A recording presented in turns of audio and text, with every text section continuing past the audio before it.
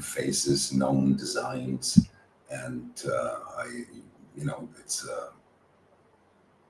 it's the echo of all the work done over the last year. So thank you for your interest, and welcome to everybody who will simply download and listen to the recording later. I hope they'll have time to open it up for questions at the end. If not, because I just get into things while I'm explaining, I will just put here my email at the end and that of my office, so that if you do have any questions and have no chance to ask them here today, you can always send them to me in a written form. All right, and without further ado, let me present to you the three nice courses that I have set up for this summer. Something I want you to notice, because I will forget this at the end, is that, the format of this is that there will be, because I'm going to be teaching the same material in two different languages in the same day. That means that half of the day I work with the English group, the English speaking group, and half of the day I work with the Spanish speaking group. And that's why these courses are double length of what I normally do then when I work 4 sessions per day with the same language group. Okay. All these details you can find online on the website, and if there is any doubt, you can please contact me or my office. So, light and shadow of the 36 channels. Almost everybody that is here in class has done the Rave ABC with me. And it's not that if you didn't, you could not benefit from this course. I will not hinder anybody who wants, because this is not a course that is part of any official curriculum. But you would meet an overwhelmingly complex version of the channels, okay? Anybody that has previously done the Rave ABC on the other side, they can probably trip with what I'm about to show you about each of the 36 channels, because you see, when you look at channels here, other than this is, by the way, this is the first illustration I saw of the 6 circuits of the Rave body graph. It was an illustration that some student had colored in and had given Ra a colored copy of it, and he allowed me to make a copy of it. So, and when we meet the channels in the Rave ABC, it is astonishing. It is astonishing to recognize how these centers are coordinated through these circuits, creating major holistic functions, what we call understanding, to see that understanding really is just a circuit. It's a body-brain function. In other words, that it's not just theoretical understanding, that understanding has to be backed up by action, backed up by certain habits that are the foundation of whatever understanding we live by. Or, sensing, feeling, how it works. Okay, or, the different fuels, the different psychological fuels that move, that drive our cognitive processes, such as, need, desire, and indecisiveness, and to understand how indecisiveness, has an inherent purpose, which is to bring about the empowerment of unique and individual knowing, and that desire, has an inherent purpose, that is, desire is to be shared, is designed to be shared. There's the sharing of desire and the desire to share or not. That need is a sensitivity towards support, material support, the support of need, the need for support. How amazing, how revealing to recognize those holistic functions, to recognize that we ourselves, through our imprinting, unavoidably share in to them, because we all have to deal with need, desire, and indecisiveness. But how liberating to recognize that we are each designed to do it in a unique way, that we have unique imprinted characteristics, and that they represent the only thing that we can trust. Now, see, I don't think people really understand what it is to have a defined channel. I think that people don't really understand what the brave body graph is, that it is a graphic representation of our body-mind organism. And I insist, I underline the body side of this. In other words, that in a way that is mysterious to me, because I do not have enough biological understanding, but I know that this body graph resembles the way the human organism works. After all, these centers are connected to glands, to organs, okay, that are an essential part of the way our organism operates holistically, hierarchically, okay? So, but for me, the Rave body graph was always, from the very beginning, very, very clearly an absolute, a mechanical absolute, a mechanical structure, and therefore something that,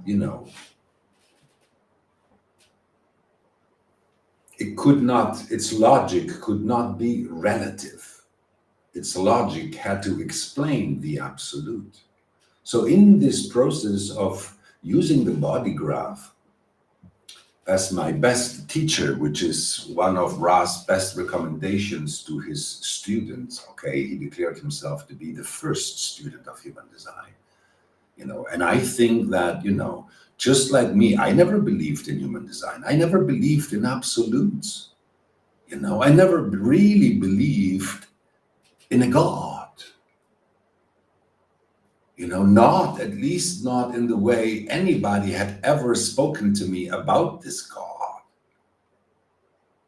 Because it didn't seem to be anything serious. But I was never a believer, to my discomfort. I so wanted to be, the homogenized generator, a normal person that knows how to conform with what life delivers, with what you get. But you see, I have characteristics that have to do with insatiability, with never, nothing seems enough, no matter what I get.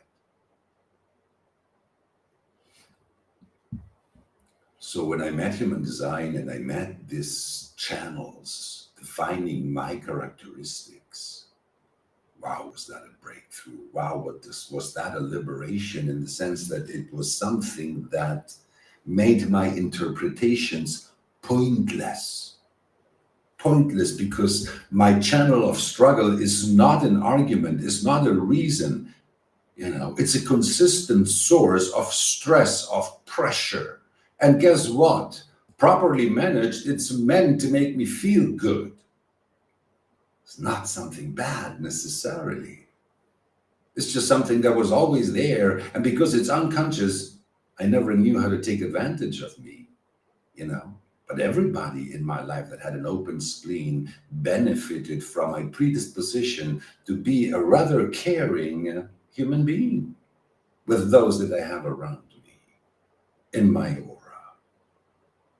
And of course, by understanding my definitions through the circuitry, oh my God, was that ever liberating. But then, I started piercing through slowly but surely. I started looking at channels, for instance, not only from the perspective of, these are two gates. Okay, the gate of opposition, that is a fuel for knowing through struggle. And gate 28, preponderance of the great, that is the potential for knowing through risk. Okay, but I also learned to recognize that gate 38 being part of the quarter of mutation and gate 28 being part of the quarter of duality, that this channel unavoidably had a direct connection with transforming bonds, being transformed through their bonds, which is not a surprise considering that this is a projected channel. It's a channel that is designed for success through recognition. And of course, what's being transformed is their ability to recognize the potential for success in one-on-one interactions.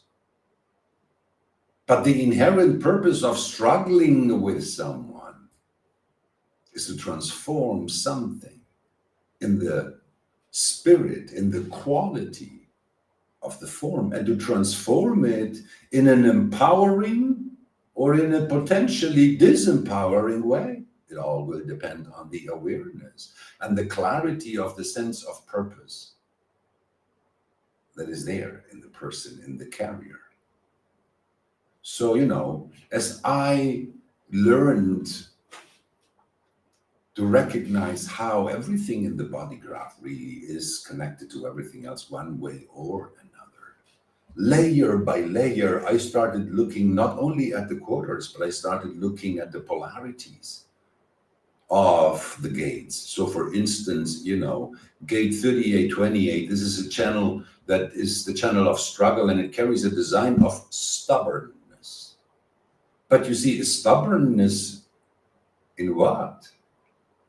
It's a splenic thing. So this is stubbornness in caring. This is stubbornness in not caring. In other words, that this is someone that struggles with caring, that cares to struggle and struggles when they care, struggles with what they care for, struggles with who they care for. In other words, struggling with others is a way for them to empower what they know about the other, what they know about themselves, what they know about the game between the two of them. So you see, when we look, for instance, at the channel of struggle, when we deconstruct it in the course about the mechanics of sexuality, and we look at the splenic side, the caring side of sexuality, that the gate 38 is a gate that carries a design of carelessness. I mean, literally, carelessness. Yeah. In other words, that the assumption that, the fact that we made love together does not mean I'm supposed to care for you, nor that you're supposed to care for me, by the way. Because amongst other things, you see, gate 38 wouldn't allow anyone just to come and care for them. They're strugglers. Strugglers don't need others to care for them. They like life to care for them. And on the other side, there is gate 28, and gate 28, that this is the gate of of being carefree. Carefree. In other words, it's a potential. Maybe I care, maybe I don't. It's fueled by indecisiveness. If caring spontaneously feels empowering, I may. But if caring spontaneously feels disempowering, I may stop right there.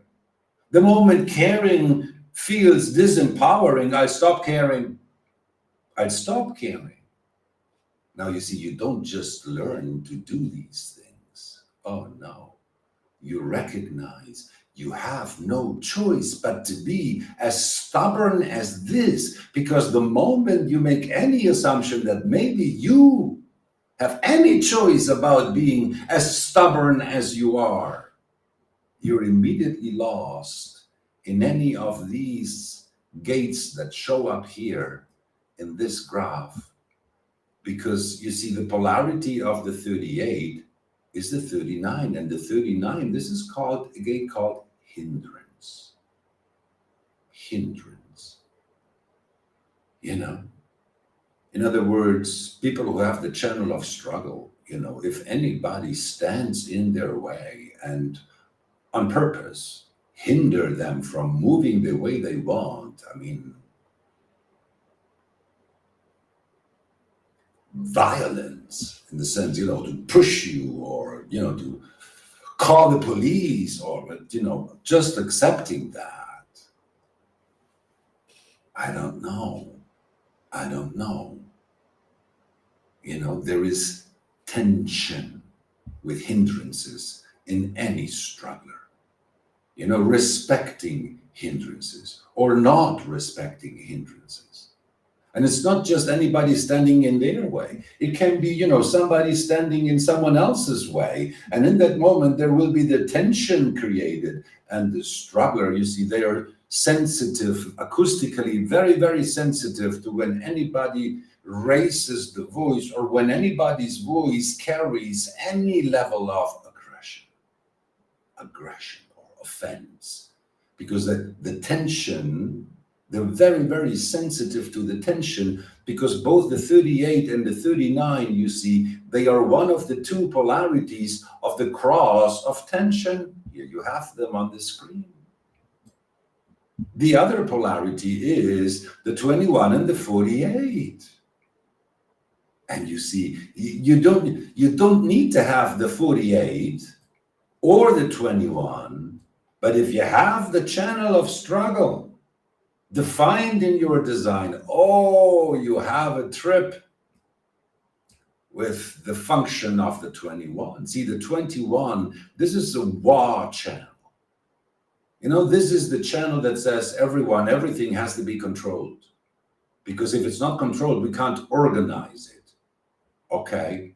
This is about, you know, everybody paying taxes, everybody, you know, fulfilling their duties. And of course, strugglers who do not understand the value and the true purpose of their struggle, they don't like that.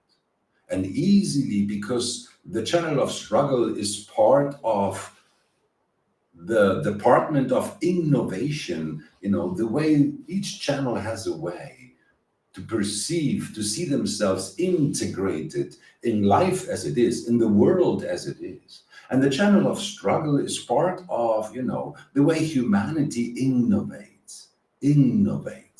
Now, 21 is not very open for innovation unless it brings material benefit. You see, the channel of struggle don't like people who will not do anything without material benefit, at least not as much as they understand and accept that life is a material process, which of course, in their stubbornness, they may be the last ones to accept it, you know, because, well, the 38 is a gate of dogmas. You know, they may carry their own beliefs about death and the afterlife and the meaning of life and all of this. So every struggler has a problem with being controlled by others and a problem with having to control anyone, because control implies effort and sacrifice. And you know, effort and sacrifice is about what you can buy, what money can buy. Strugglers have an inner demand for something that money cannot buy, which is knowing. Not just knowing what the 28th gate represents, knowing what's true, knowing something that is so true for you that you are ready to risk your life for it. You're ready to die for it, because it is the foundation of how you live. The 48, see, the 48 in the mechanics of sexuality, this is a gate of caring, frustration. See, everybody that has a channel of struggle is deeply frustrated with caring for others, caring for those who don't care for themselves. Because it doesn't, you know, it's when you care for others and nothing gets better. and nothing is learned, you know? But there is this assumption that we should all care for each other, you know? And of course, strugglers hate that we should care, that we have to care, because they tried. They tried, and they're frustrated when you give up your time and you're aware that you're giving up your time, but you see value in something, and then you struggle for that, and those who should benefit from this just take it for granted. See, the polarity of gate 28 is gate 27. And you see, gate 27, when we do the 12 profiles, is one of the profiling gates. And what gate 27 defines is the strategy for security. In other words, that the polarity of the 28, this is the gate of risk. You understand? Risk. To consciously move towards potential danger. The recognition, in fact, of gate 28 as a splenic gate, that under the pressure of the root in life, you are never free from risk. You are at risk of dying any moment, whether you know it or not, like it or not. There's nothing you can do. You can't avoid death. You can live for real while you don't die. And you see, in the gate of risk, the greatest risk a human being can take is to risk your life, to risk your life, to risk your survival. Now, it's the last thing the 27 would like to do. Security. And you see, security is a great conditioner. You know, as long as the 28 looks for security, oh, it gets stuck in personal relationships where individuality, where they are supposed to give up their individuality and they can't. They can't. They're a struggler. They end up struggling with those that they love. Because there is a love of truth in them. But, you know, the truth can be the expression of their resentments. You know, and there is the recognition on the side of the 28 that the only security you can have in this life as a human is you will die no matter what you do. But until they get to this place, oh my God, can they become enslaved by security? Security, not only security, the pretension of wanting to care, to help everyone, you know, to make a better world. In other words, they don't become an anti-system for nothing. They want to build a better world, you know, the polarity of the 41 and the 31. Shared desires, you know, to make everybody's dream come true. Because they don't know what their own dream is. They don't have their individual sense of purpose. They do not struggle for themselves or for their own knowing. Oh no, they can so easily join lost causes, you know, and struggle for them and, you know, dream with changing the world. They can so get stuck in those collective things because they do not recognize the demand of inner purpose, individual purpose. See, the 28, the 27, the 41, and the 31, these are the cross. This is the cross of the unexpected. So you combine the themes, and what you have is the unexpected tension, and the tension of the unexpected, not knowing what's going to happen next. You see, once with Ra, in a conversation, he told me that, you know, the names he gave to the channels that they would, and the language he used was a language and names that the not-self could relate to. Because, you know, if we had a world where consciousness was not homogenized and humanity was more aware, every channel could have a different name. And actually, I know that some channels have a different name depending on the framework. For instance, the channel of struggle in the dream rave is called the channel of turmoil, because there is always turmoil in, you know, in me it's unconscious, but I can feel the turmoil. In my breath, I can feel the turmoil. you know. But then I asked him, okay, what would the channel of struggle be called if it wasn't called the channel of struggle? And he said, it would be called the channel of enlightenment. And it blew my mind in that moment because I knew exactly what he was referring to. After all, struggle fuels the whole integration system where, awakening and following your own convictions, emerges as a human potential.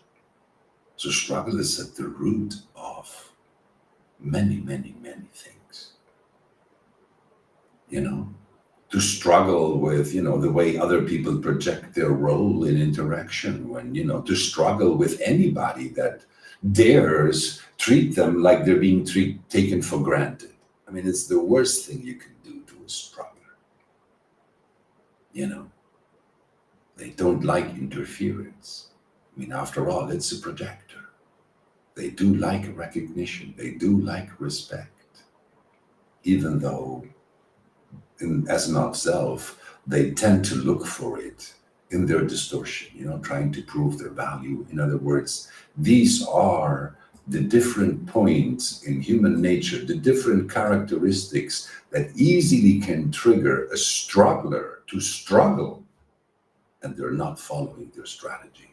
Not to struggle for the way it is correct for them, when it is correct for them, with their own sense of purpose, but to be triggered into struggle by others as a manifestation of their not-self. Because this is the worst thing that the not-self does to human beings. That the moment I was identifying, with holding on to other people's love without knowing what enough is enough, none of the 6 of my defined channels operated correctly. My confusion just fueled a logic that was, basic anxiety about the future, anxiety about not being clear, and this adrenaline, rather than make me feel good, just made me restless,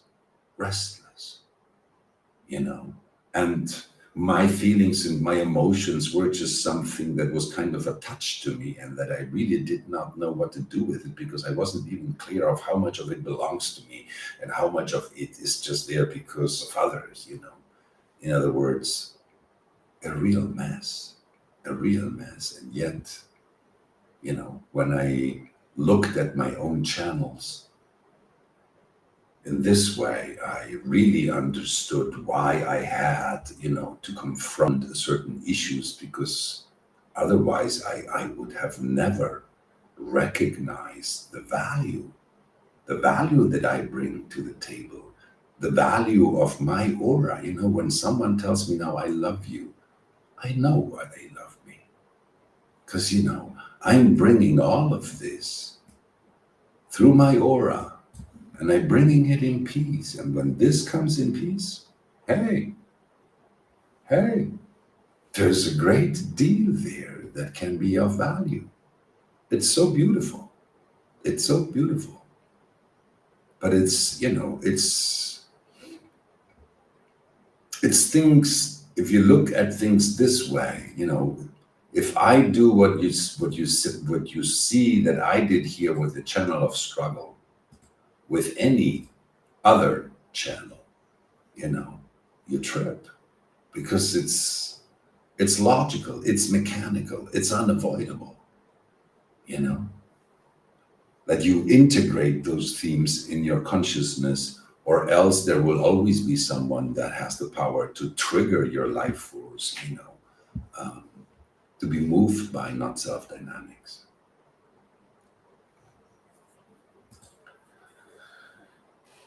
Okay. The second course is, when I announced it first, it was just love and truth. And then I realized how this sounds really abstract. And then I asked the graphic designer to add this subtitle, the 2 pillars of the human spirit, because, well, mainly because that's what they are. And it's not like it's now the first time that I saw this. I saw this when I started looking at the channels through polarities I started looking at everything through polarities, at channels, centers, circuits. It's amazing. It's amazing. But, this summer is going to be 29 years that I am fully dedicated to investigate the foundation of human consciousness through this construct. And it doesn't stop blowing my mind. But it's obvious to me that when it comes to the alignment of awareness with the individual form, there are two things that are essential: love and truth. I mean, it's the basic outcome of operating correctly in the form. I mean, for me, there is peace. This is my signature as a manifester, okay? And it is. But peace for me means that on the inside, what I love and the truth of my love to that are in the same place. There's no tension between what I love and the truth of who I am. And whenever there is no tension between who I am and the truth of what I love, I'm at peace. Now, the same can be said about anyone, because truth and love, you see, are the two great testing elements for, is the truth that you conceive, is the truth that you express really your truth? Or is it just something you believe in? Because you see, whatever your truth is, there's always going to be someone there to test it. And whatever your love is, there's always someone going to be there to test it. To test how easy your love turns into hate. How easy your love turns worse into fear. Because it's just what life does. Now again, not everybody is ready to look into the fears that love brings up. Most human beings operate with assumptions. They believe in love. They believe in some truth. Now, what I want to show you, I don't want to show you truth as an abstract concept, because for me, truth is not a concept, okay? But it has a mechanic. You see, these three gates, they are part of the awareness streams of the knowing circuit. It's what I love about human design, that you can know for yourself. You don't need to believe in Ra, in me, and the voice. This body graph, its structure, and the way things work in real time. See for yourself. It's amazing. It's amazing. It's amusing. And it's so liberating, because it allows you to look at the whole thing without guilt, shame, or blame. Just the helplessness of a species that is as programmed by the forces as any other species. When you look at human life, human existence without the distorted veils of free will.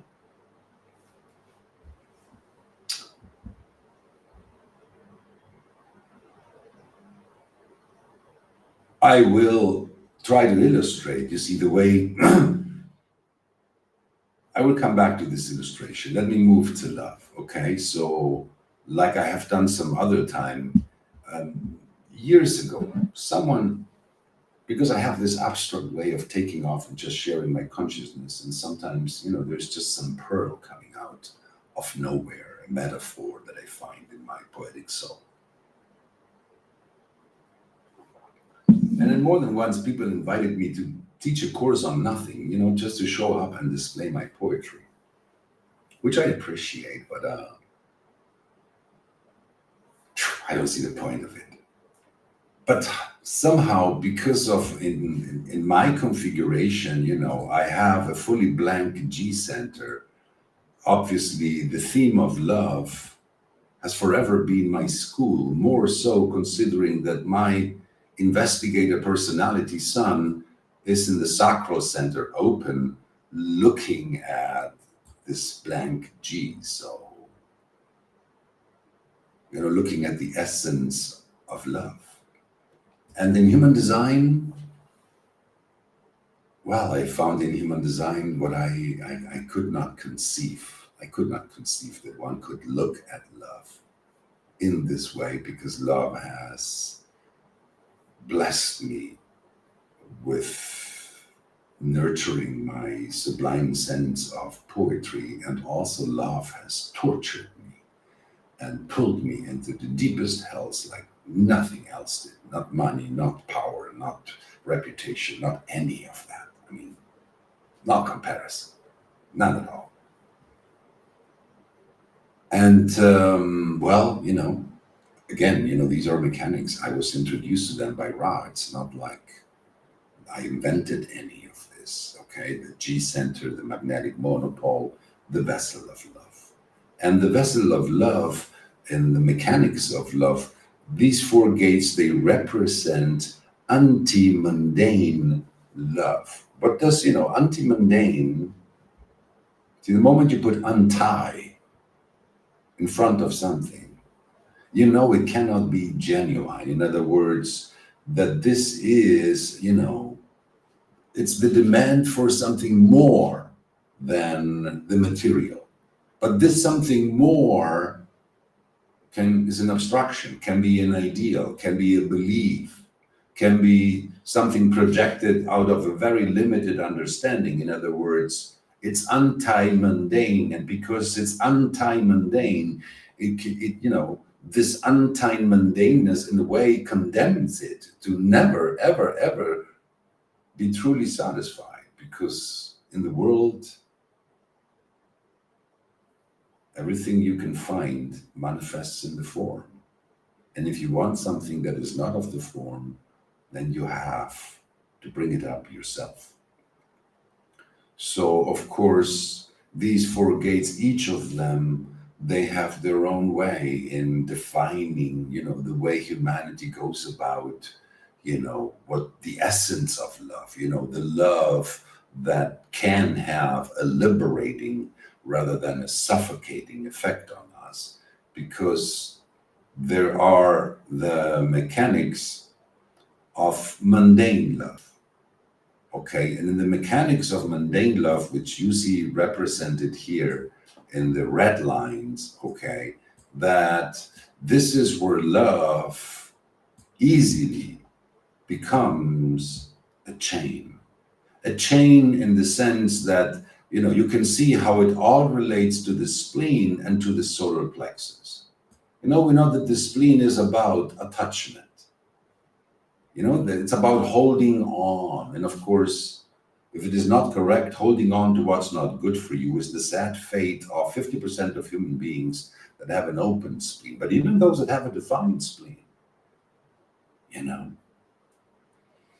the fact that they don't hold on to habits, health habits and stuff that are not good for them, does not necessarily mean that they are truly connected to their own differentiated value system, particularly not when it comes to things like love and truth. But I do want to call your attention that, two of the gates of mundane love are the same gates, the 55 and the 59, okay, that you saw are the potential for knowing, the potential to know spontaneously, the potential to know rationally, and the potential to know over time. Okay, so these are two aspects of mundane love. Okay, the love of gate 28, this is the love of truth. And it is, if humanity has ever known have or developed any sense of what's true, we owe it to gate 28. Because, it will only stop struggling when it stands in front of something, a truth that does not depend on anybody's explanation, a truth that stands on its own. a truth that comes from life, not from human interpretations.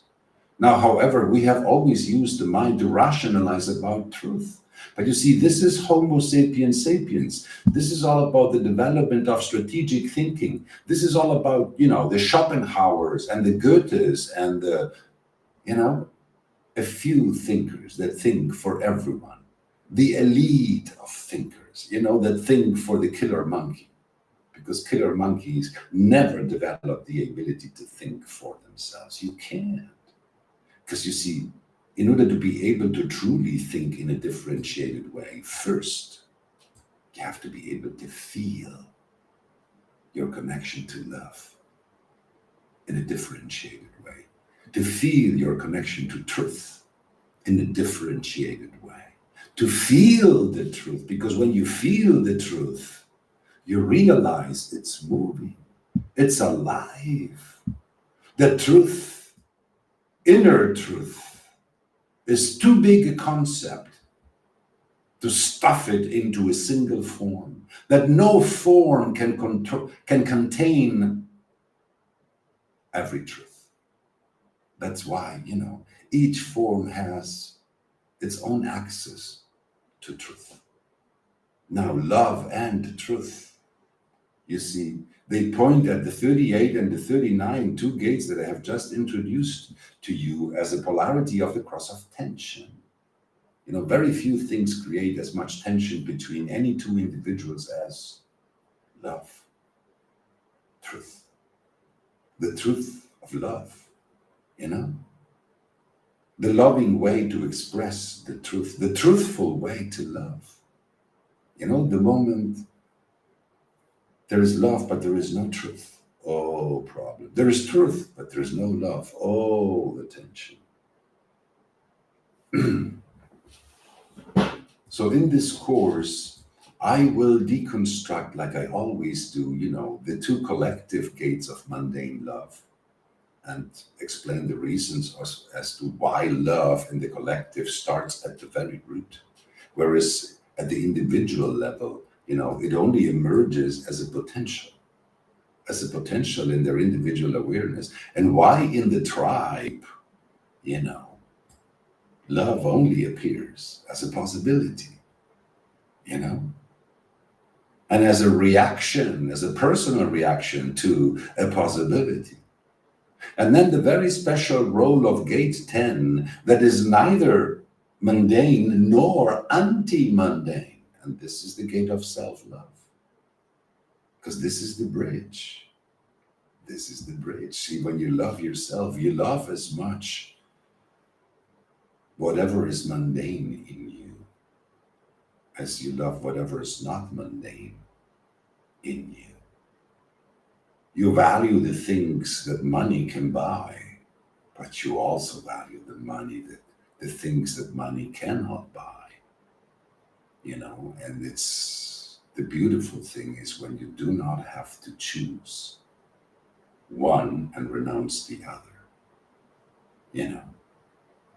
When money just creates the material foundation upon which you empower the love and the truth of an individual awareness, nobody can buy, not money.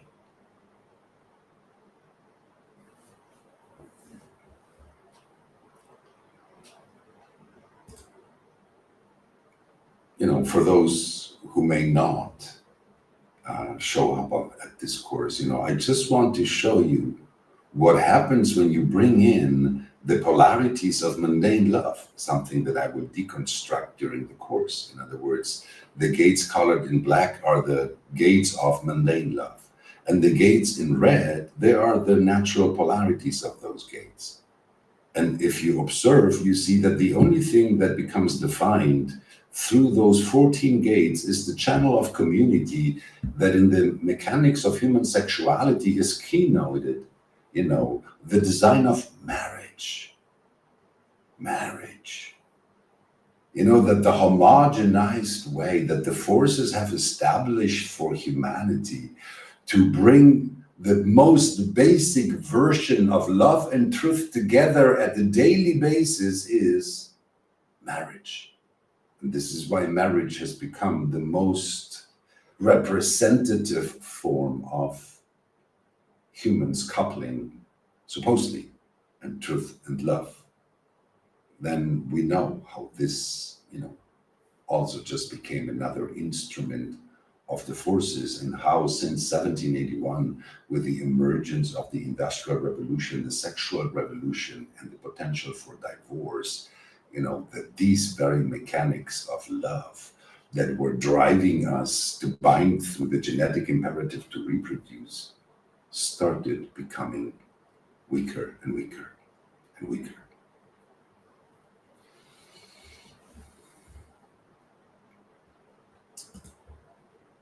If you look at my design, you can see that in the fully blank openness of my G center, I'm deeply designed to resonate to, the love that gives you wings rather than the love that chains you up.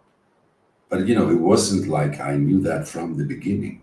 What was there in me from the beginning was a natural detachment towards my own feelings of, wanting to hold on to something. But the moment, the suffering of holding on became too intense, that my own well-being was at risk, I always found myself ready to give everything up. This detachment was there.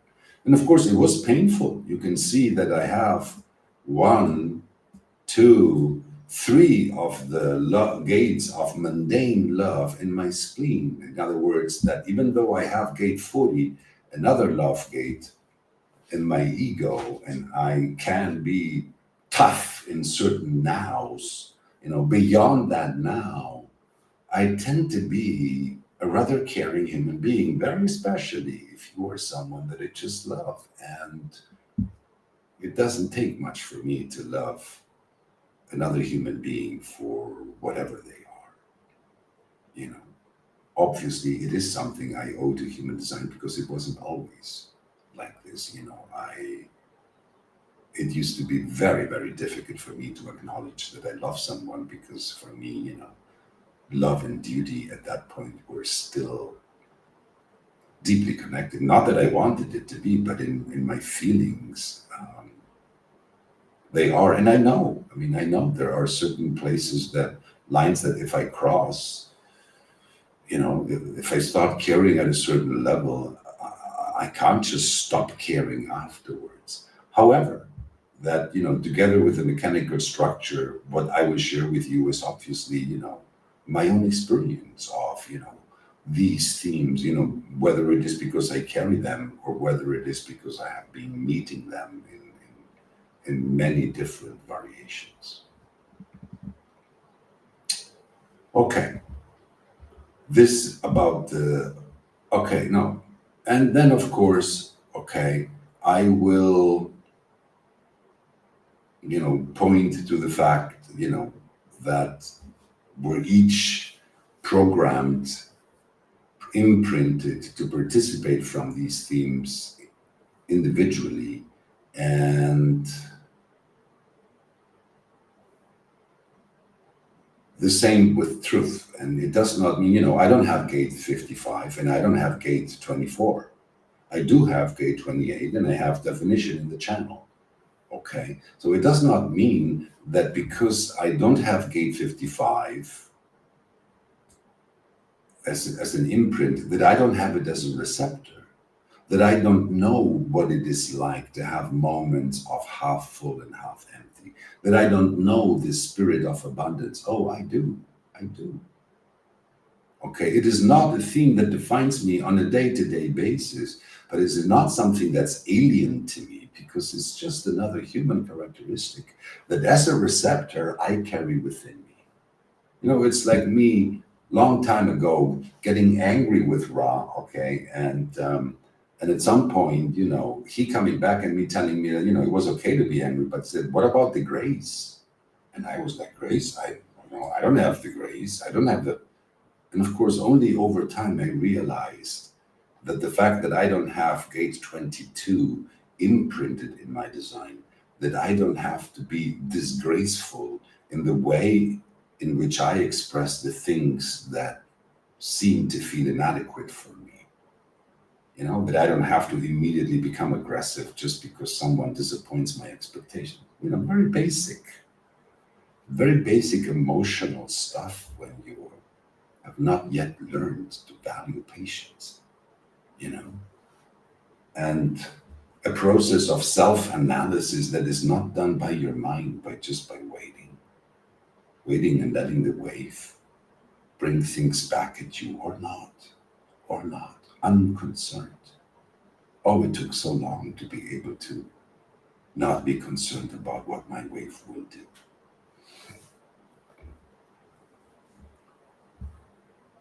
Okay, I said I would do about an hour before to make a little 5 minute break. So I'll do it now before I start my presentation of the family constellation analysis training.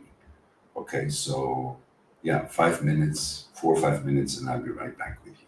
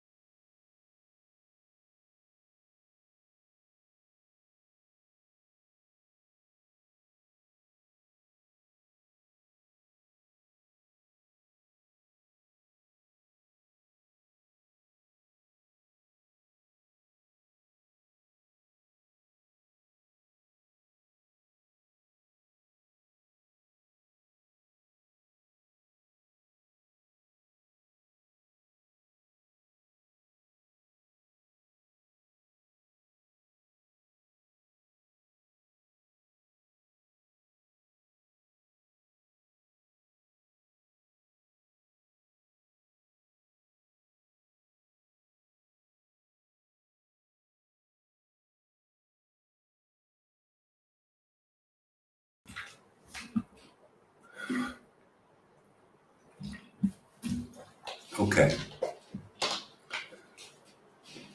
So let me introduce the family constellation analysis. This is a professional training, okay?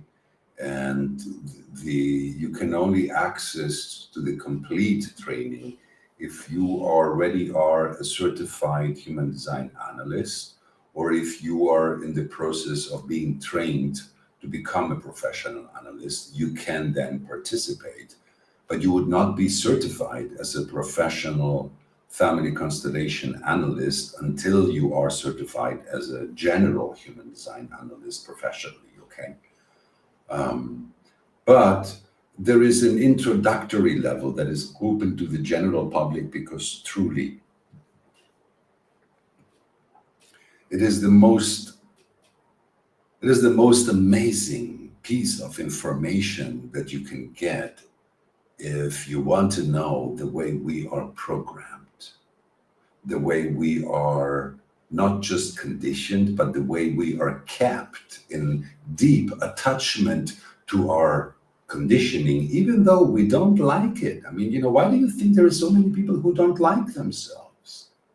They don't like themselves because they see how they are. They see themselves attached to those conventionalisms, but they're too afraid to cut themselves loose. They're too afraid of not being able to sustain themselves if they let go of that fundamental foundation of whatever they consider to be normal. Normal, this is a comfort zone. And it's a comfort zone because this is normal. This is where you don't have to be special. This is where if you are just near the lowest common denominator, you are okay. You have a perfect right to be respected by everyone, depending, of course, on the culture of the country. But what I am talking about here is stuff that is not personal, but that is basically, we're programmed groups. You see, we're not programmed one-on-one. We're programmed as a group, as a species, just like ants are programmed as a species and not one-on-one. And the way the forces program humanity, making us, live trapped in the illusion of free will.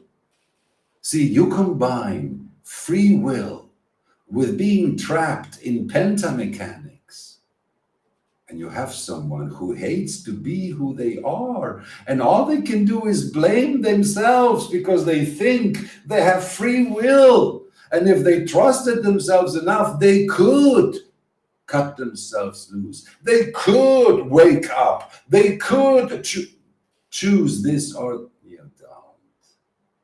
We don't have any choice. Knowing the name of your problem does not necessarily mean you can just solve it. The level of helplessness in the way we are driven as members of a homogenized species is terrifying, terrifying. The consequences of this, you can see that in the world of today, 21st century, and here we are, ready to start throwing, nuclear bombs at each other because, it's either you scare me or I scare you, and then it's just a matter of, how crazy, who's ready to take it further. Just like me, when I get stuck with, in my stupidity, I get stuck with someone else's stupidity, and instead of accepting it, I start fighting it. And because I can't get trapped there, and I realize that by all my understanding and by all my knowing and by all my awareness, if I find the wrong asshole in the wrong moment, I can so be taking off my center. It's just something that, you see, I am designed to not be self-centered. So it's easy. Why do you think I live so alone and recluded? Because I don't want to give just anybody the power, to drive me crazy. I meet enough people in this aloneness, and it's a pleasure to meet them slowly, one by one, and take them in as an individual and recognize the singular value of what they embody for me as a being, and how they have contributed to my story. So different to meeting them with third parties around, where roles and rules veil the true essence of our individual connection. And it has long become clear to me, just as it became clear that in the end, when it comes to awareness, the essence of individual differentiated awareness is the place where love and truth meets for you. It became clear for me that, the distortion at the core of our being is because there is a fundamental conflict in every human being between who they are for themselves and who they are as a member of any group. Because those two things are in conflict, because who they are as a member of any group is deeply driven by roles and rules that were not written by you. And who you are for yourself is basically, an echo of all the problems you have to keep up the identity that will allow you to remain integrated in the group. In other words, just you're not self. Human beings thinking that they know themselves just because they know the problems that they have when they meet people.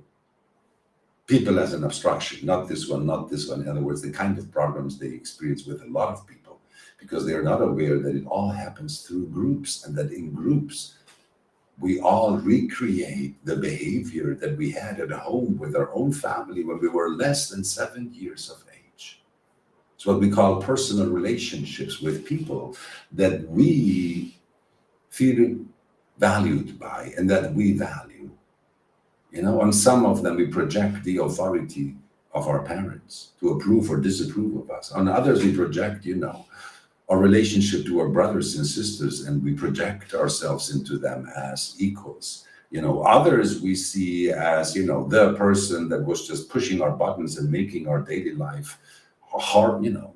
We reproduce that because of the specific way in which we are built to hook into any group that we knowingly or unknowingly become a part of.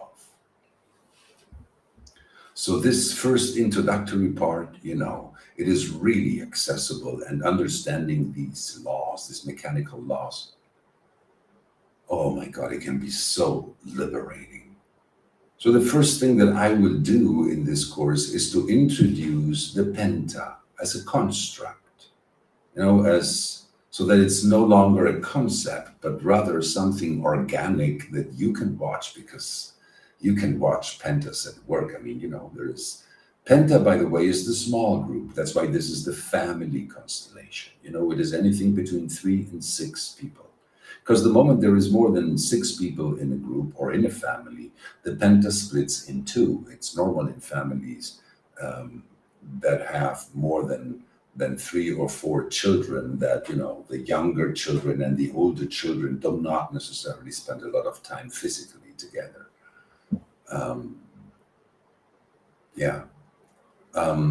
So this is the first thing that I will do. And of course, what you see here, because this is the penta, is the recognition that penta is not something that is created outside of us. Penta is something that we all carry within us as a potential, because it is made up of the 6 channels that go through the power column of the 3 major circuits through the center, connecting the sacral to the throat. It's the same 6 channels. But you see, whereas in our individual process or in one-on-one interaction, the 515 nurtures the functions of the 731, and the 2946 nurtures the functions of the 3313, and the 142 nurtures the functions of the 18. In the penta, the 515 doesn't flow upwards. It flows downwards into the sacral. And the same is true for the 2946. And the only way in which their contribution the contribution of these two collective channels in the penta can be of value to the penta is if it manages to flow up again through the center, through the 214, where it then will be distributed through this Neptune's fork that is formed by the 214 and the 3 roll channels that connect the G center to the throat. It's an amazing mechanic, astonishing. And of course, out of this, what we have then is an enlarged image of these 6 channels where the throat center is no longer a center. You know, this is not a human throat center. This is the demonstration area of any penta, because pentas, you know, they are driven to demonstrate their value, to demonstrate their success, to demonstrate their goals, to demonstrate what they're about, what they can offer and what they're open to. They're designed to demonstrate it, and it's not personal. It's not like there's a person standing at the door, you know. You can find the publicity of a penta, you know, anywhere on the street, you know, a certain restaurant, that's penta. You know, they make themselves visible. You know, it's an image, it's an icon, it's a surname if it's a family, it's a logo if it's a business. Anyway, it's not the throat center. It is the demonstration area where the penta materializes its life. And the sacral center is no longer a sacral center. It's not a sacral center. It is the combination of different sacrals working together with a common purpose, with a common goal, with a common sense of success or failure. You know? And each channel has a function, you see. Gate 31, the gate of influence, you know, it suddenly becomes the gate of discipline. Discipline. In other words, once we know what the penta is about, we cannot change this. There is a discipline. There is a rigidity about this discipline that is not there in gate 31 when it is alone or when it interacts with others one-on-one. It isn't. You know? But it has to exercise its understanding. And when it operates in the penta, it has to be rigid, because unless it's rigid, it's not sustainable. It's not sustainable in the world of form. The same with gate 8 or gate 33. You know, they carry on a different theme, you see. Gate 33 in the individual design is not necessarily traditionalist. It can pretty much be the opposite. But when it operates in the penta, it cannot but be traditional, because it represents the connection to our material past. The memory of how things were yesterday, how things were when we started, because this is how we keep record of the potential for success. You know, there is an inner life of the penta. There is the inner flow, the home. You know, who defines the inner flow? In other words, the penta can be divided in 3 vertical columns. You know, you have the future and the inner flow on the left. You have the past and the discovery of the world on the right. And then you have the present and the material direction of the penta in the now. And then you have the sacral functions that nurture this. But the penta can also be divided into halves. The upper half, which is all about roles in the penta, and the lower half, where everything is about rules. So depending on what aspects of the penta are imprinted in your design, the moment you integrate in the group, you know right away. You start playing part of the role, or you start playing part of the rules, or both, depending on the configuration. I personally only have the 3 lower gates, okay, of the penta. So I'm predisposed to become a super slave of the family, a super slave of group dynamics. In other words, to participate in groups is basically, my ability to be part of a group equals my ability for self-denial. It's how long can I be part of something and not be concerned with my own personal stuff, which for an defined ego manifester, it's like, how long can you hold your breath underwater? Yeah, something like that. And it's so good to know that and not blame pentas or myself for the fact that this is the way it is. And actually, instead of suffering it, knowing exactly how I can best take advantage of it whenever it is correct for me to interact in penta. I know how to be a good servant of my friends if I want to. But to be compelled to do that because I'm embarrassed to say no or afraid to appear to be too self-absorbed and egotistical, no, those times are over. Fortunately for me. So you see, individually, we are more or less designed to identify with who we become in groups. You see, this is the design of my father. Okay, and my father, you see, he's a 1/8. So he carries the role of being the spokesperson of any penta that he becomes a part of. In other words, he will not join with you unless he's ready for you to be an inherent part of him. And if he does, he will speak for you like he speaks for himself. Okay? So, the moment he became a father, okay, well, he also found his role, to be the head of a penta.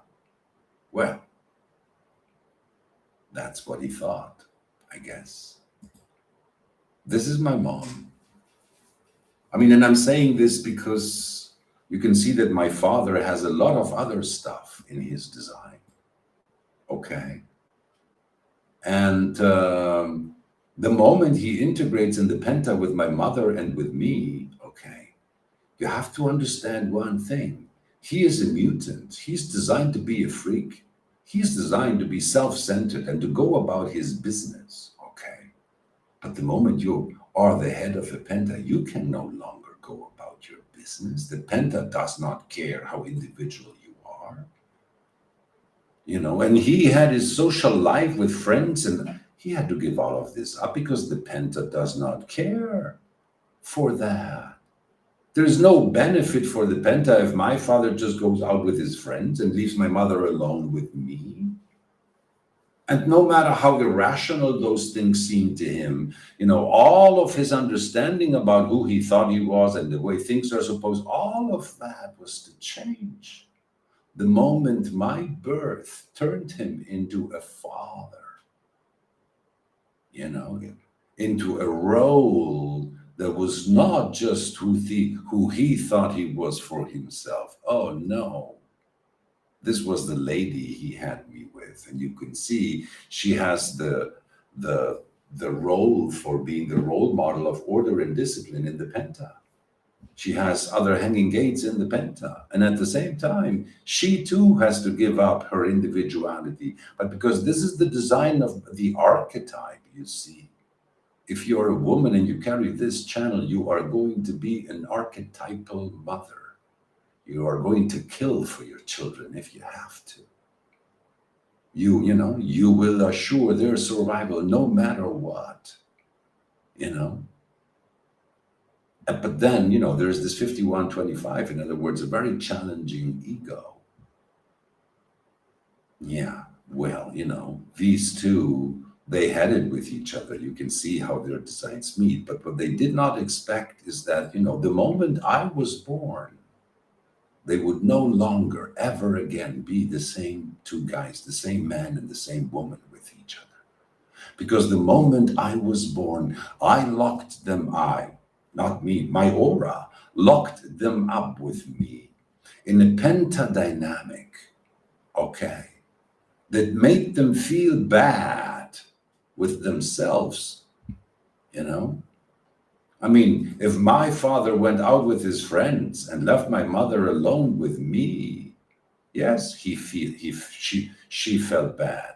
And sure, she gave him shit for it, because this was not a woman that would shut up.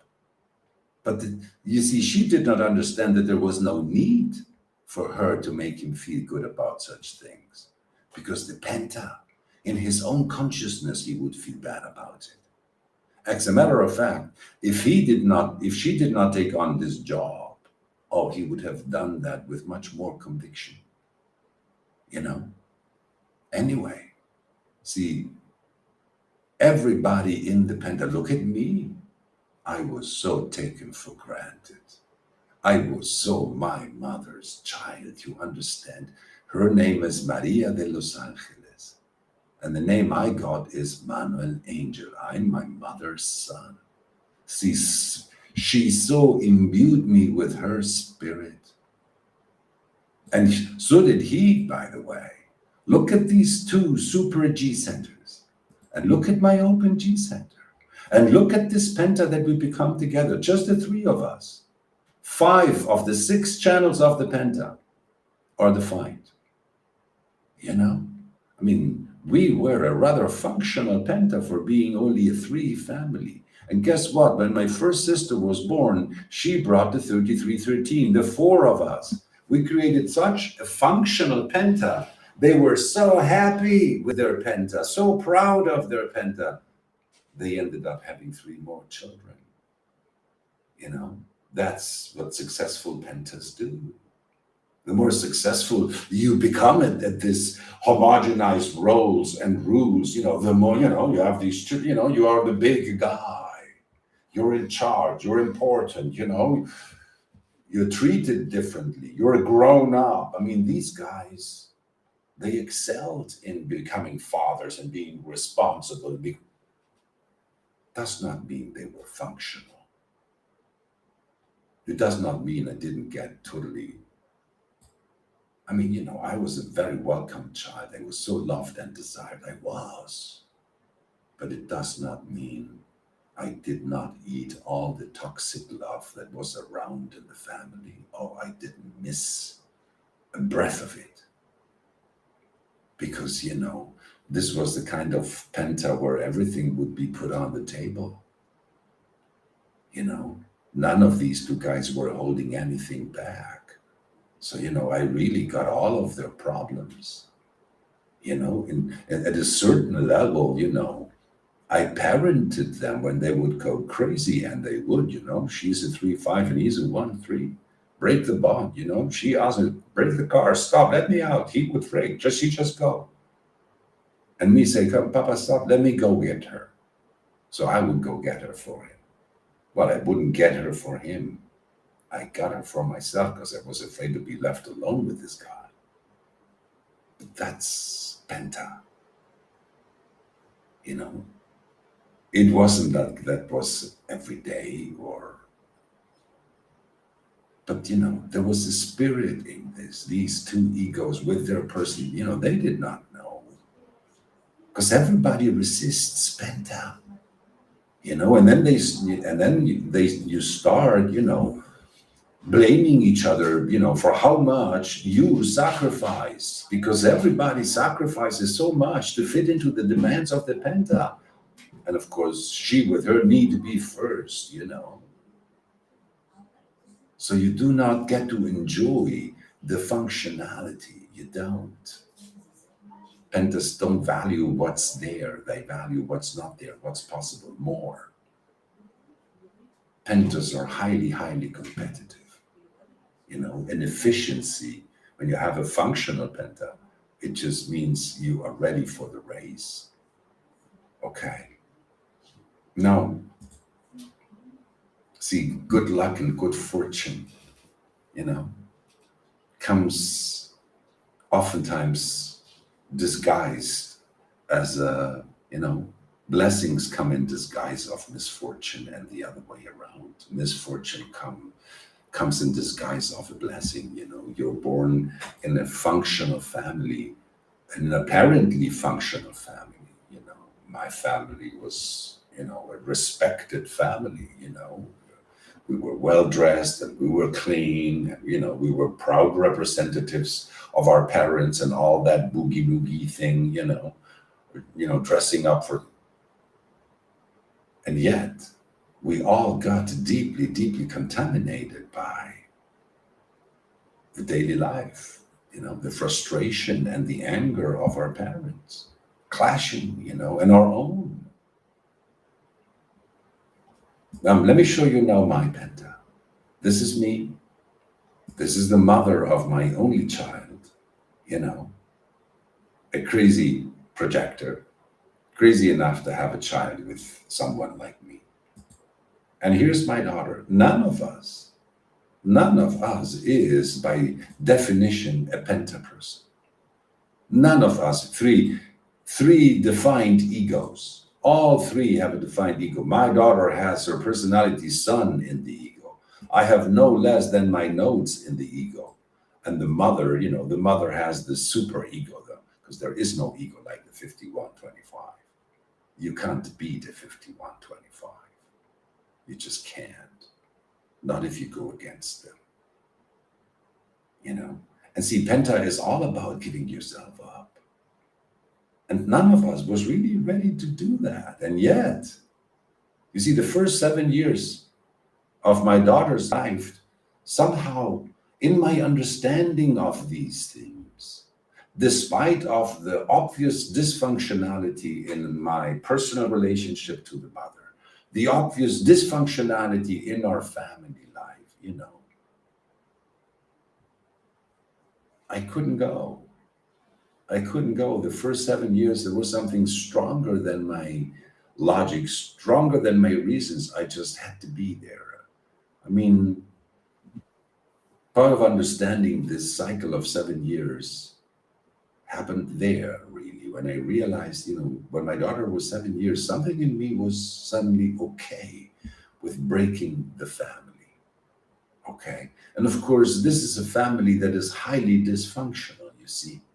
The three of us together only managed to create definition in two channels, okay, that are connected to in the area of the roots, the lower, okay? So we were following certain rules. We managed to keep the inner flow of the home in the sense that, it was clean and we always cooked and, those things were taken care of. And, we could go out together as a family. It's actually something we mostly did, okay? Looking for company, because the three of us alone at home, we had nowhere to go. We had no way to move, create our own world as a family. Look at the roles. The only one that has a connection there in the roles is the mother. Okay? But, I never cared. I never cared to show up in someone's face as the head of a family. I never wanted to be that kind of a man. I was crazy. I wanted to be a father, and I didn't want to be the head of a family. Which only when my daughter was born, I realized how crazy that was. And now that I can explain these things to you, looking retrospectively, I realize how enlightened I was in my craziness, in the recognition that becoming a father is still part of my individual development as a man. Something that added deeply to my transformation, the transformation of my understanding as a man, as a human, And that was only possible the moment I could transcend, break the covenant and break my attachment and identification with the homogenized rules and roles of what the family life was supposed to be.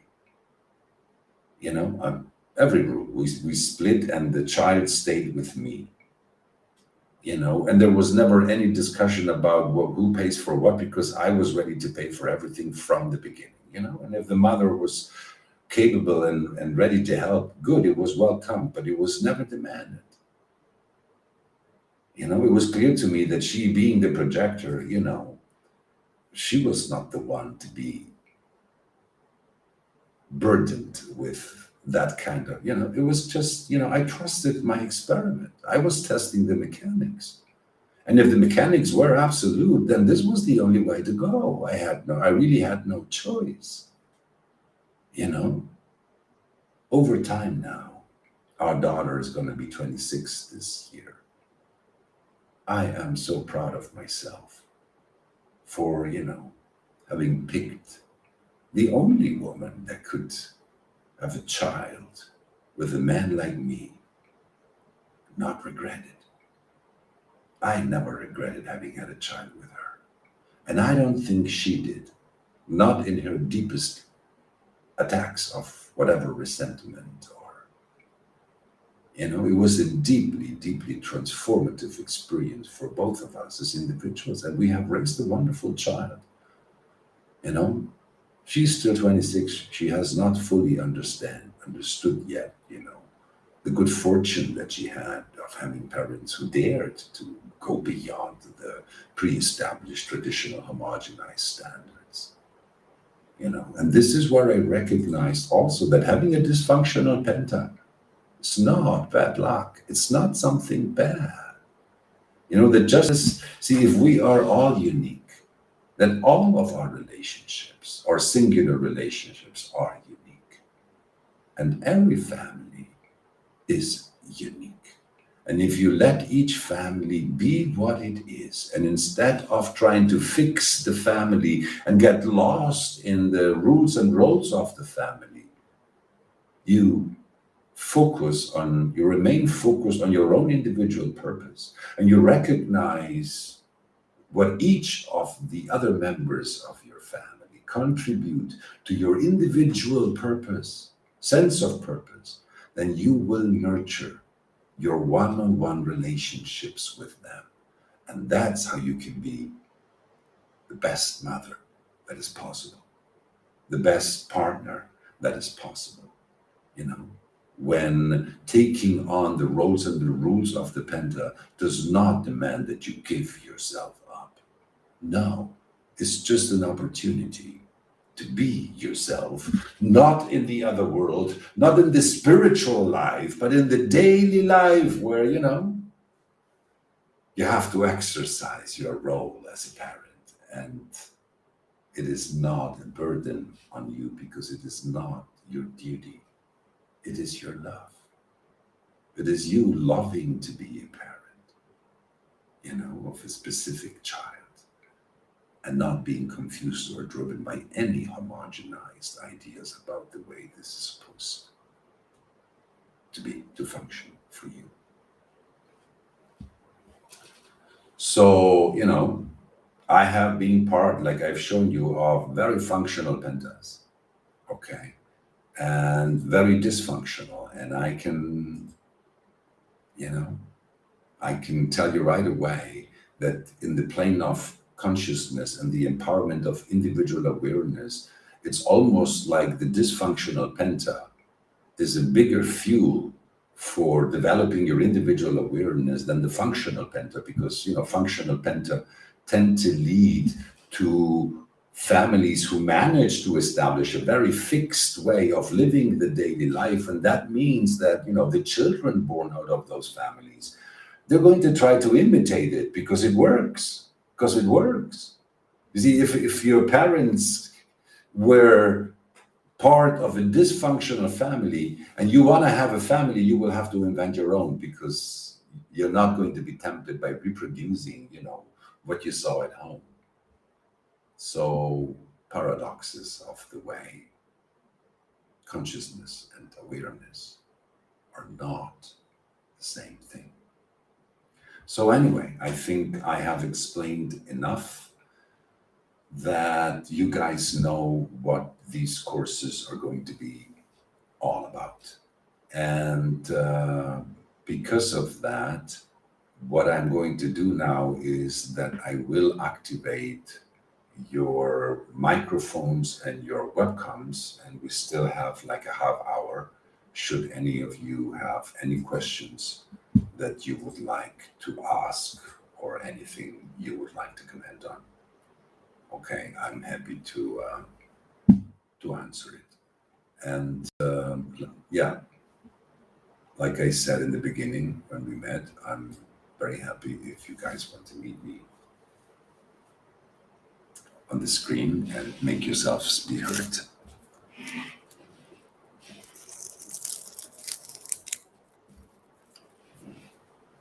And anybody that has something, just shoot. Don't wait for. Okay. What I would ask is that those who are not speaking, keep your microphones off, because that will help us avoid interferences. Okay. And the one that wants to say something, you put it on and you say something. I want to say something. If this Penta course, like if I'm not doing this training and stuff like for analysts, and if I can do them just this introduction, yeah. Will be there opportunity to have a look at my Penta, for example, because I have 5 people, or No. it will be informative. It will be just. Yes, I will use, in the introduction part, I will use, like you saw me here, I will use probably the same examples, okay? Yeah. And I will do a surface analysis. Okay, in the professional development, all I will do is the analysis of different pentas, and of course, every participant I will ask to bring their own if they want. Okay. No, if you really want to have an analysis of your penta, then you would be better off with booking a session with me about that. Mm-hmm. Okay.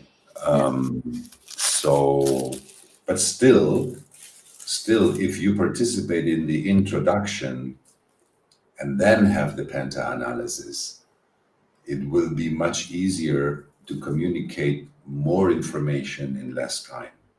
Mm-hmm. Okay, because you understand the construct. Mm-hmm. But no, there will be no time, because I have so much information that I want to introduce. I want to talk about, the specifics of penta in a general way.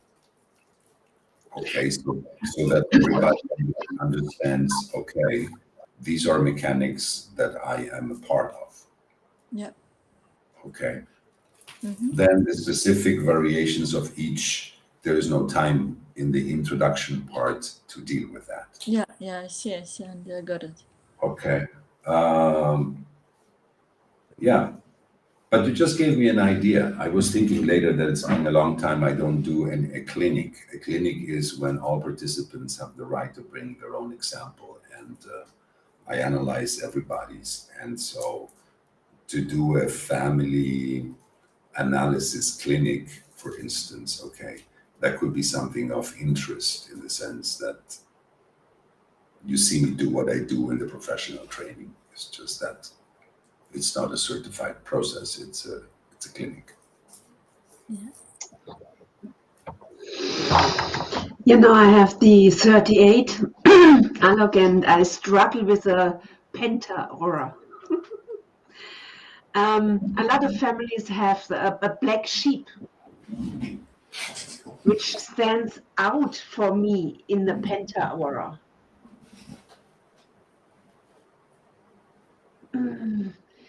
Is there something you can explain in this part about this? About what? The black sheeps. They are not in the penta aura. They are outsiders. They are in these extremes. I really struggle with all members are in the same aura. Well, your design is a special case. Okay, in the sense that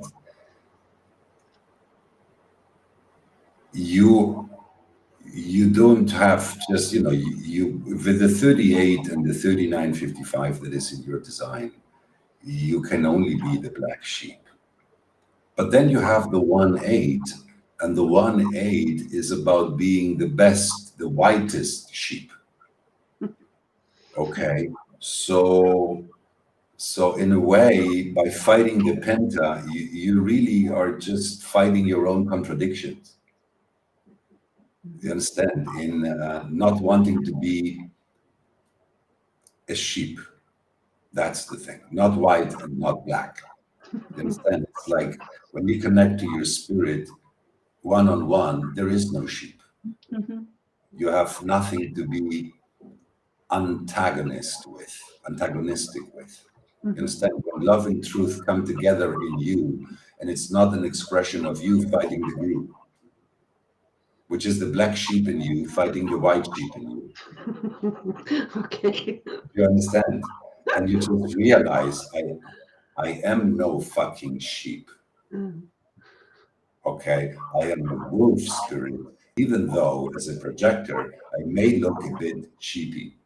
Do you understand? Because Yeah. projectors don't have the repelling aura of the natural wolf spirit that manifestors embody. That was a good thing, no? Yes, it was. Thank you.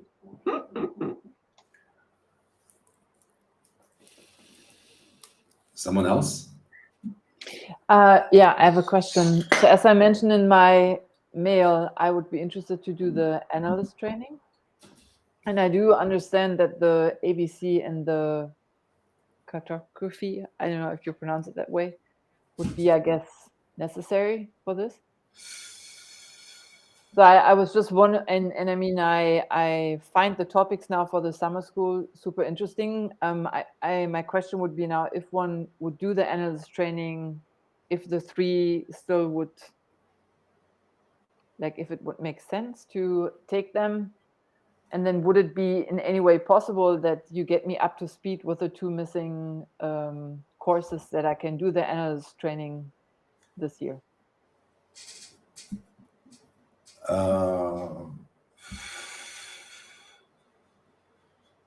The good thing about being a manifester is there's always a way, and if there isn't, you can create one. But I am not going to bring you up your speed. You would have to bring yourself up to speed, okay? And Okay. but from the perception I have from you since we started working together, you are ready for an overdose. Okay. So how about we meet online one-on-one and we discuss what is possible, what is necessary, okay? Because not everything that is possible is necessary, okay? Okay. So that you can then have a sense of what is the easiest way to go now without, that the overdose ends up turning this into something that's bad for you. Okay. Awesome. I Okay, appreciate it. so let's communicate through the email, you and I, and we have a conversation about this. Okay. I appreciate this. Thank you.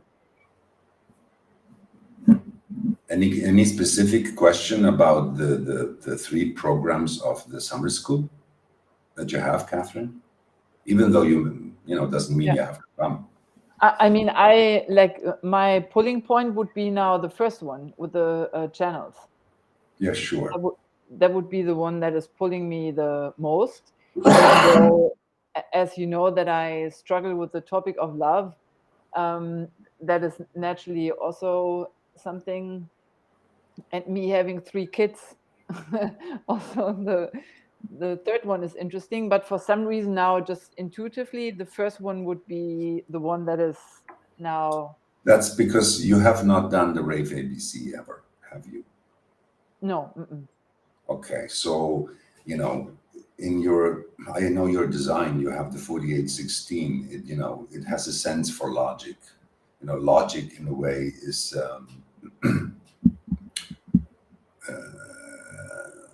it suggests.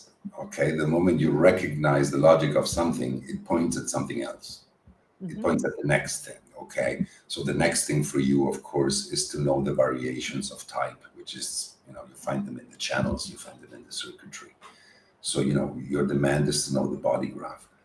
But I would prefer if, because I know that if you know the Rave ABC and then you do the 36 channels, you're going to trip. You're going to go like, wow, I mean, this is really hot stuff. Okay.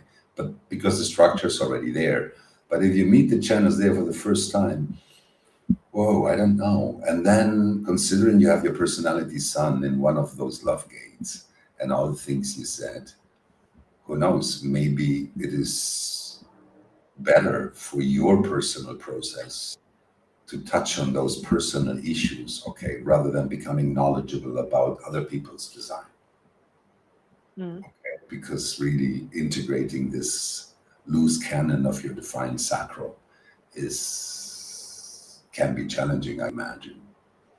I guess for me, it's like, it's like you said now, it's both, I work, I love to now work with myself on this within the experiment, but I'm very, drawn to intellectually to the knowledge. I can feel that,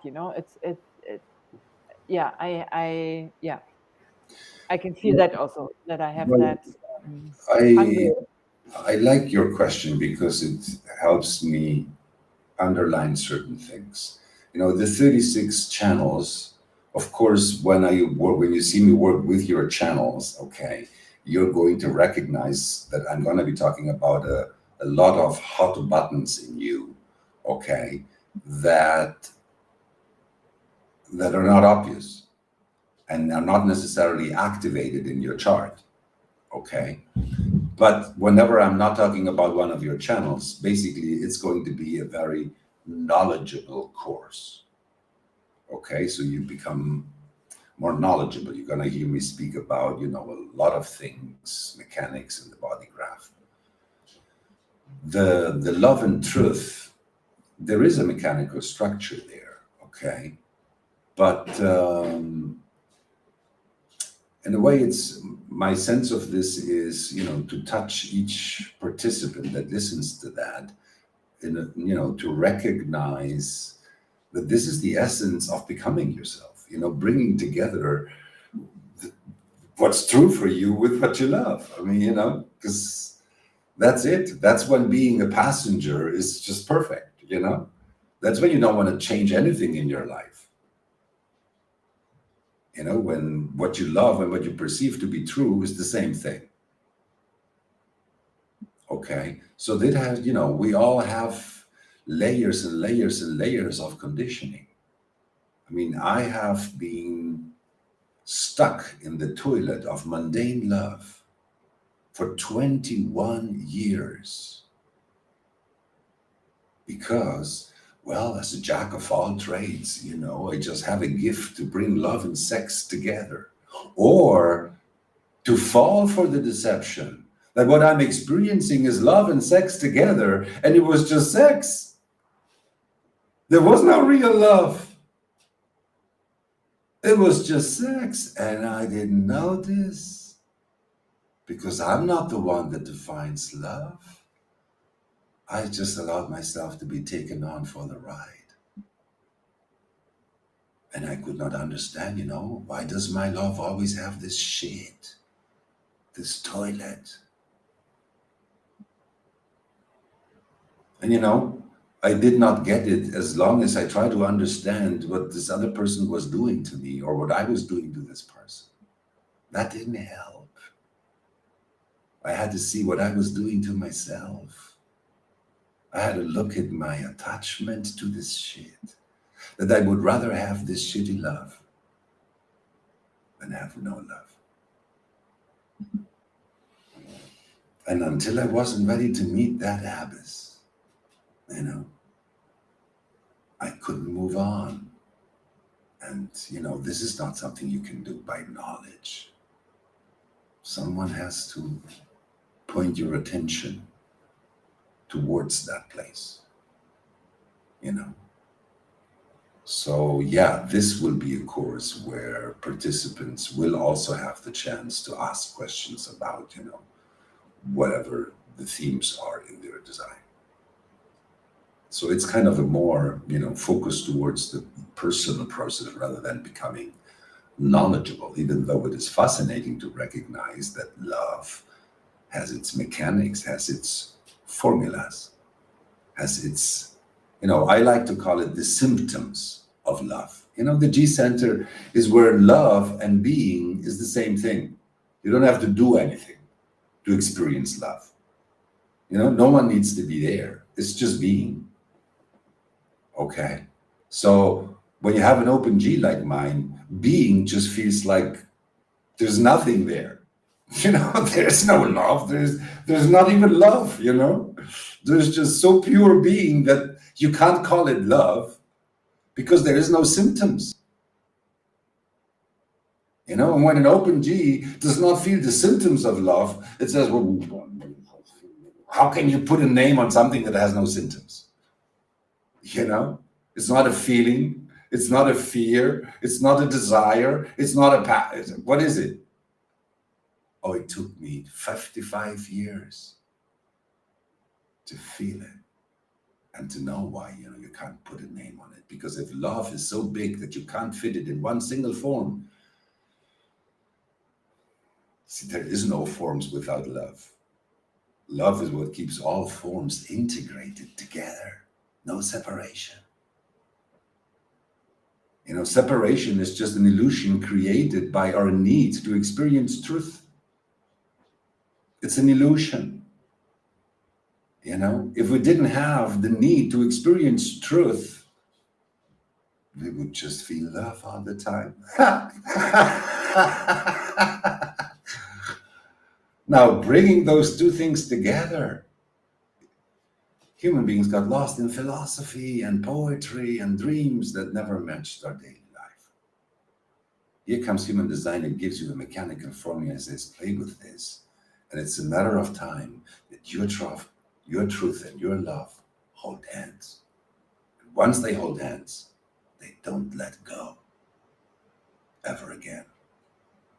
That's what the power of making decisions for yourself, knowing your inner authority means. Because the place of inner authority and the place where truth and love meet in you, in a way, they're the same. I mean, they're not the same, but your inner authority is the only thing that can take you there, which is the synthesis of what is defined in you. So when we say that what is defined in you is what you can trust, it is not the same as saying that what is defined in you is your true self.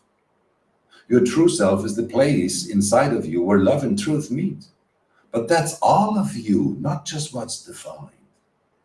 This is you resting on what is defined and not experiencing what is open as a problem anymore, as something that you need to fix, as something that you need to have a pre-established attitude about. Because you can see it for what it is.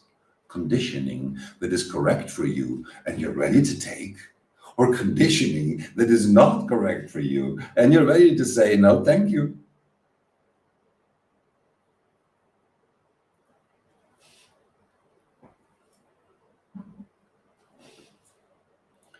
If I may, sorry, yeah. Yes, go. Yes.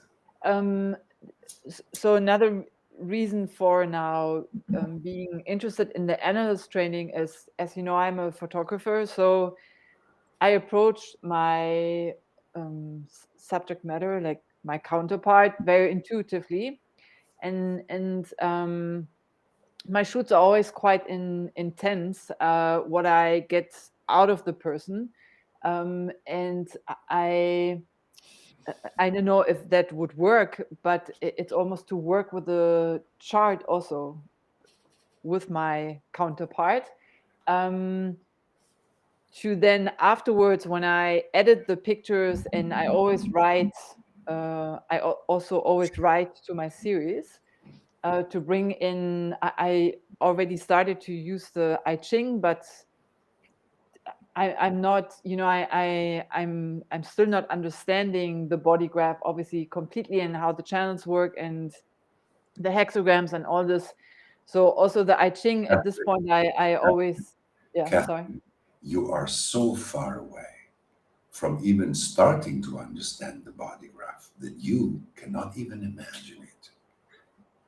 So considering to become a professional analyst, it's like being totally out of your mind. But that's okay. Yeah, it is. But that would be my aspiration. That's why I say I would yield to the analyst training. Yes, but what I'm trying to tell you is you don't need to be a professional analyst to know exactly, in a way, what happens to you when you have somebody's aura next to you. The general training will be more than enough for this. You understand? And you don't have to commit to becoming a professional, which is a totally different movie. Okay, so yeah, let's talk about this, later on. But I have 5 more minutes, so I'm happy to dedicate them to comment anything you'd like about any of these 3 courses. Ichi, you have a question? Yeah, I have a general question. Yes, please. Because you said it, but I had a bad connection, so I missed it. You talked about the language of the courses, like you're doing it both Spanish and English, and how does that work? Separately. Okay, good. I think last year I was doing English in the mornings and Spanish in the afternoon. I found that to be tiring. Why? Because to do it in English is very exciting for me. Why? Because there's more people, and normally the people are also better trained. So the more excited I am, the better. So this year, I think I've planned it the other way around. That I do the Spanish in the morning, the English in the afternoon. That's But fine. to be 100% sure, if you want to sign up, then you check the times because they are written underneath each of the courses. Okay. Oh, really? I've actually signed up today to the channels Yeah, course. I saw. I was yes. I Yeah, was. but I didn't see any time frame. But you know me, so I think, yeah, I'll just join the English one. Okay. Yeah, I'm very excited I mean, about it. there is still more than a month, but I will in the next meeting make sure that those timings are on the website. But anyway, everybody will I receive an missed it. email Yeah, yeah. Well, that's okay. I mean, it doesn't matter. with the link to the classroom and also with the time where the classes will take place. For me, it's fine. Good. Thank you. Okay, guys. Yeah, very pleased to have you here, to have had the opportunity to explain a little more about the contained and the purpose of each of these courses. And yeah, thanks for being here with me. And I look forward to meet those of you for who it is correct and each of those boats. For now, I wish you to enjoy the flow of your movie. Thank you so much. Bye-bye to all of you. Bye. Bye. Bye. Bye.